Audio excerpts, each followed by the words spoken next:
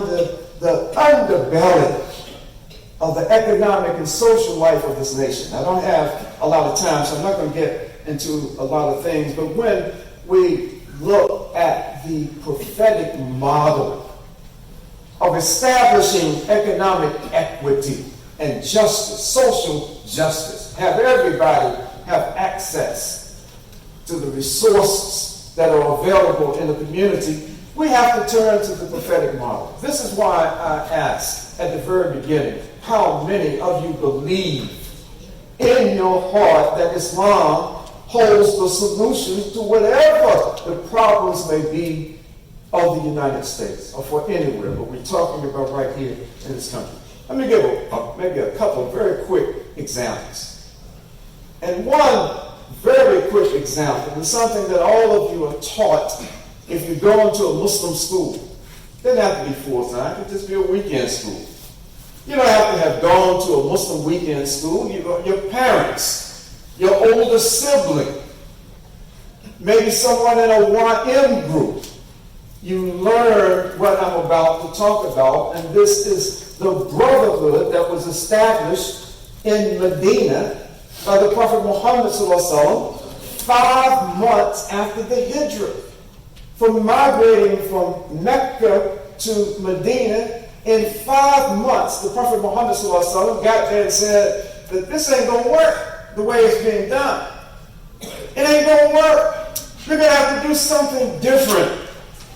Because those muhajirun who have come with me to Medina have left behind their possessions. Most of these men knew nothing about agriculture. Nothing. And Medina was an agricultural city, whereas Mecca, it was for merchants and traders. So in 5 months, the Prophet Muhammad ﷺ realized this ain't going to work. These people ain't going to make it unless something radical and different is done. The way things have worked in the past, we can't rely on that. These are new circumstances that as the leader of this ummah, the Prophet Muhammad ﷺ gave us this example of a radical solution that has not been equal up until this time. And you know the solution better than I. He took 90 of the Muhajirun, those who had migrated with him from Mecca to Medina. He took 45 of the Muhajirun, he took 45 of the Ansars, those Muslims in Medina. I saw you with those time things, so I'm just going to ignore you if you start showing. Stand this way. Just talk to this side of the audience. I ain't going to even look over there. I ain't going to pay attention. You got time? No. Okay, good. Okay, alhamdulillah. Good. Okay, so what the Prophet Muhammad ﷺ did, he took 45 of the Muhajirun, 45 of the Ansar. He said, we are going to create a unique brotherhood. And this brotherhood is going to ensure the economic and psychological well-being of those people who have left everything behind for the cause of Allah subhanahu wa ta'ala. They carried with them what they could carry on their back or throw on a camel, no matter what they left behind, as they left houses, they left businesses, and all of these things. We are going to make this work. And it did work.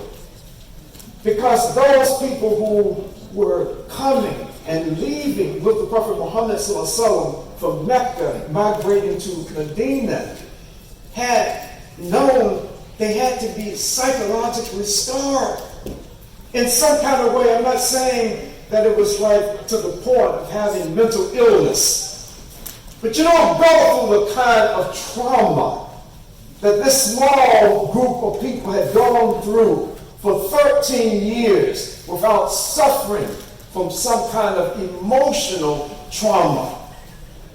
And so this unique brotherhood where the Prophet Muhammad ﷺ said, okay, those from the Ansar, he was very specific in who he selected to match up with a person from Medina. It wasn't just, okay, this guy got a lot of money and he used to be rich, so we're pulling together. No. The Prophet Muhammad was looking at personalities. He was looking at so many different things. Just a brilliant strategist in implementing a practical guide for a society using the solution that Allah subhanahu wa ta'ala had provided him and us with. And so the Prophet Muhammad, perhaps the most common story, was the story about Abdurrahman ibn Auf, who was a very wealthy merchant in Mecca. And the Prophet Muhammad made as his brother Sa'd ibn Rabi. By Sa'd's own admission, he said, I'm the richest dude in Medina. Nobody got more money than me, Sa'd ibn Rabi. And the Prophet Muhammad paired them off as brothers. And you know the rest of the story.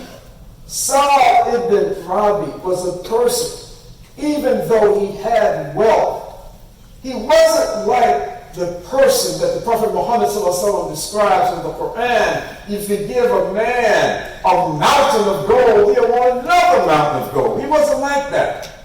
He had made all of this money in an honest, halal way.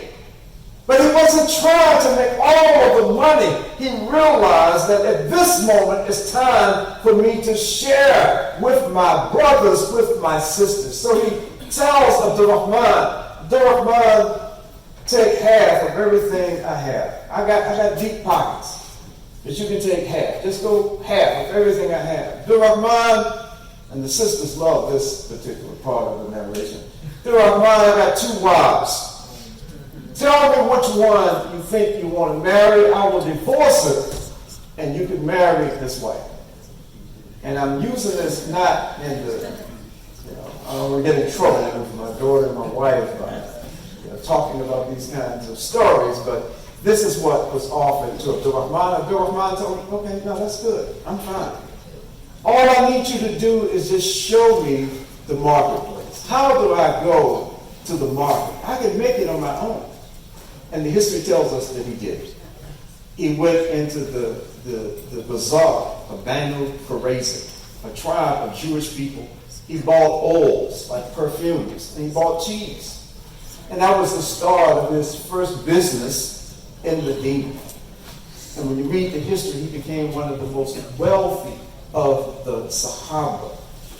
But the important thing was that due to this brotherhood, there was not only an economic survival and psychological survival, it was creating a brotherhood based on the faith.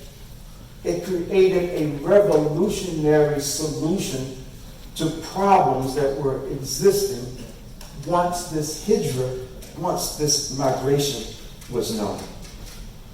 Let me give you a couple more examples and then I'll be done.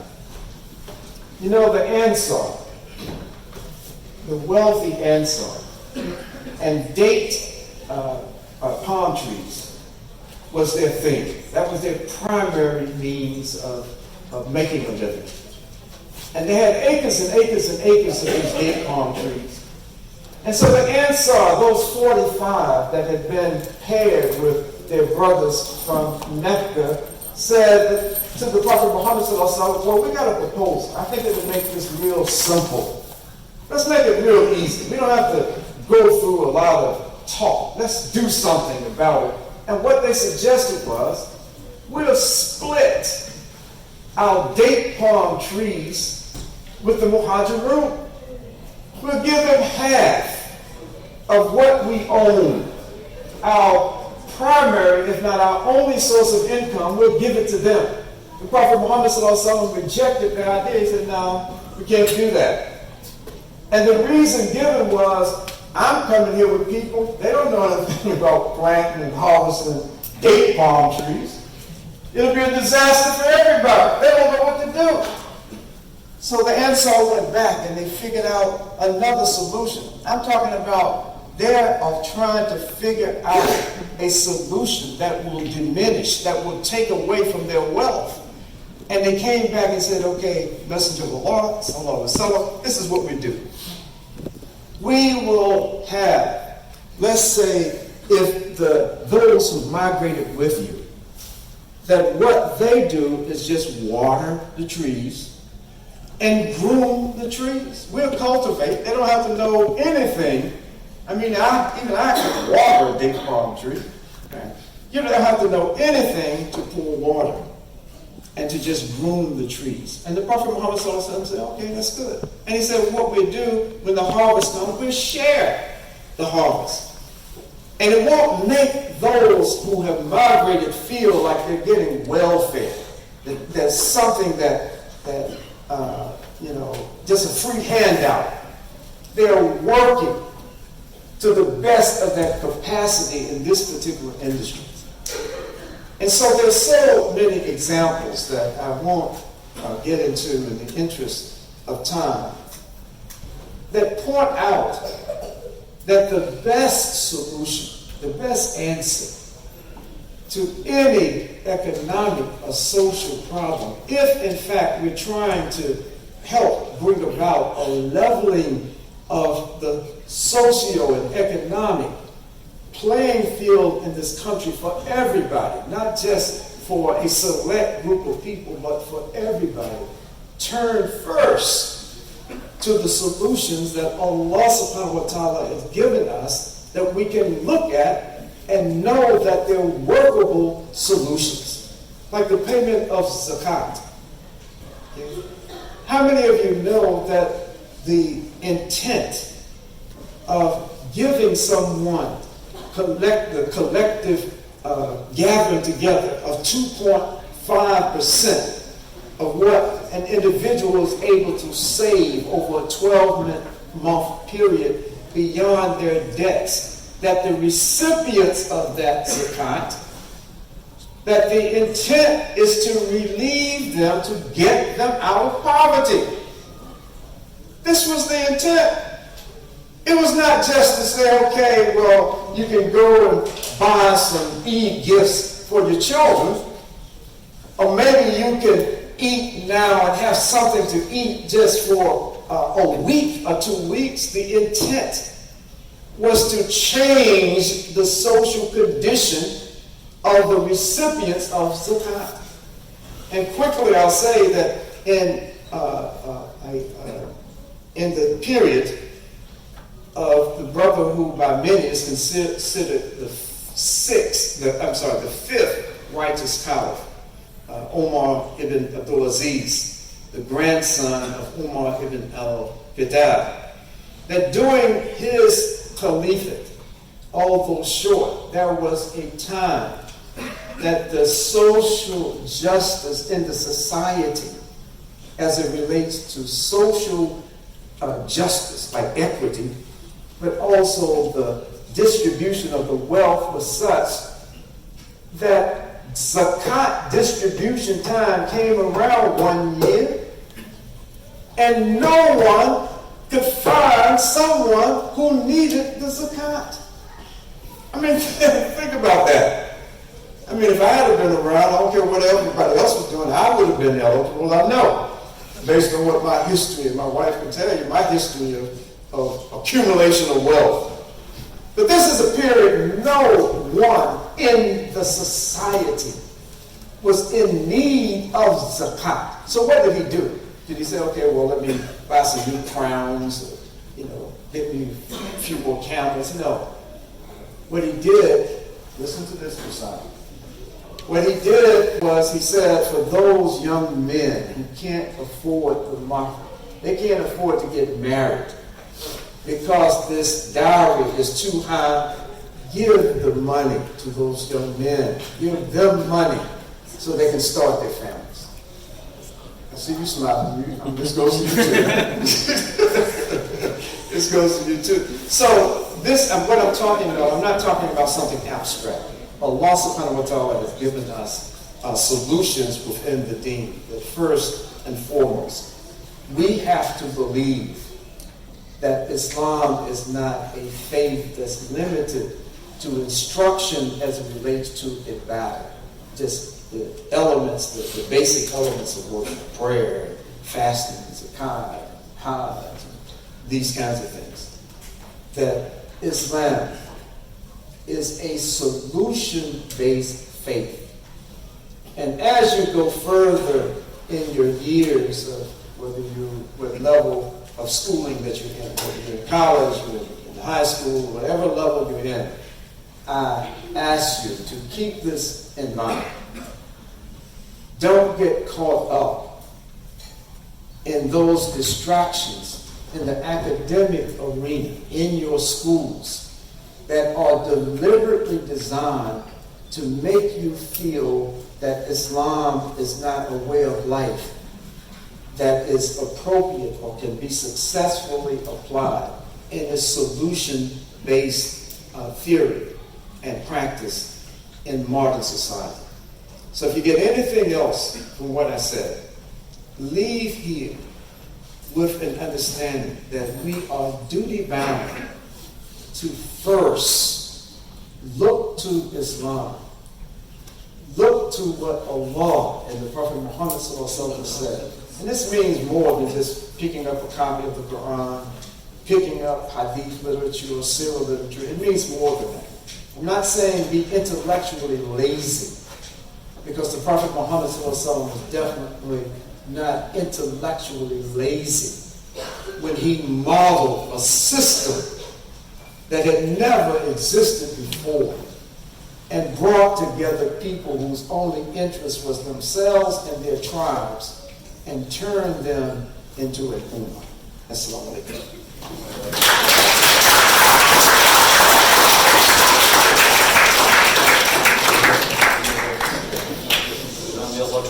Tremendously. That was awesome. I've never in my life heard someone speak about Black Wall Street and Medina in the same talk. So awesome. Thanks for that, Musab. Musab Abdali has been with YMUSIP for years, and he's recently went to the DFW area. He ditched us basically, left Houston, and he's passionate about civil rights and human rights. It's his first semester in law school. I owe him a lot. He's one of my best friends. He's the one who introduced me to Imam Khalid Griggs and Imam Qasim Khan, Masjid Tawheed, as well as Imam Wazir Ali, who I'm studying leadership with. So, bismillah. أعوذ بالله من الشيطان الرجيم بسم الله الحمد لله والصلاة والسلام على رسول الله. So I saw the topic this year. They emailed me was one step at a time. And having been involved in organizing before, when you have a speaker, you have no idea what this person's area of expertise is, or if the person absolutely has no area of expertise, you give them the most broad topic and hope that he does something productive with it. One step at a time. I Googled that. But I'll tell you what did happen. In the past, I want to say about 6 months in Dallas, we had the opportunity that Imam Khalid visited twice. And both times he came for about a weekend for a number of events. And what we did, this is something that we've been doing for a number of years. What we did was about 4 or 5 of us, YM guys or graduates, we went and we just hung out with Imam Khalid. And we do this all the time. But this time we were asking a lot more questions, and Imam Khalid over the years has opened up a lot more, and he'll tell us a lot of things, especially if the statute of limitations has expired on some of them. That's a joke. But we started talking, and as we left, all of us that were standing there, 4 of us, we talked to him for about 2 hours. And once we left, we stood outside in the parking lot and talked for another hour, and we said, what are we doing with our lives? I mean, you look at all the things that not just him, but his peers did. And so for that reason, I did not prepare a talk. I prepared a series of questions. And Imam Khalid, if you could please come sit over here.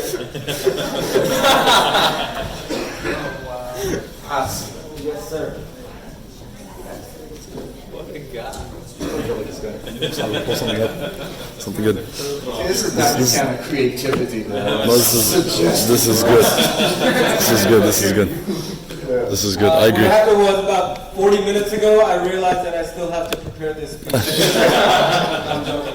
And I'm going to be out here, so if anyone else wants to chime in and ask a question, feel free. Imam Khalid, you can plead the fifth on anything that you want. But we'll start, inshallah, with, I want to ask everyone here, how many of you think that as Muslims, well, it's not even a matter of think, there are things that threaten our faith, right? Threaten our faith, threaten our existence. the mic is kind of not working, so I'm trying to be loud. I'm pretty sure everyone can hear me. You're good. But there are a number of things that threaten our existence as a Muslim community. If I can get just one brave person to raise their hand and say what they believe that is. What is it that we as Muslims are most threatened by? What is the most pressing fear, if you will? Anybody want to give it a shot?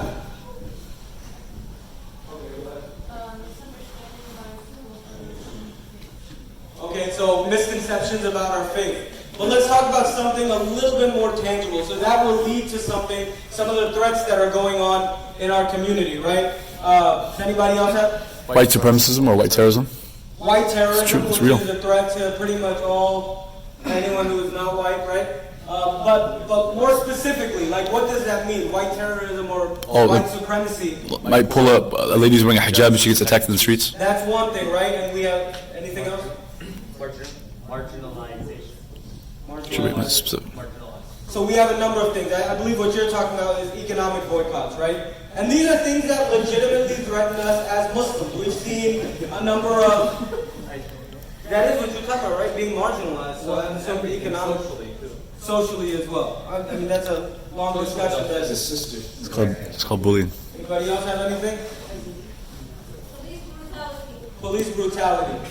Although, when you say police brutality and you talk about the Muslim community, we all know that it is one part of the Muslim community that obviously feels it a lot worse than the rest of the Muslim community, right? Because that is definitely a part of racism. And so I can say that probably myself and other Muslims that look like me have a particular privilege when it comes to interactions with the police compared to our African American brothers and sisters. So what I wanted to mention was, I mean, there's a lot more, and I'll be asking more questions in the audience. I'll be asking a lot more questions in the audience. The reason that I was asking that was, take all those things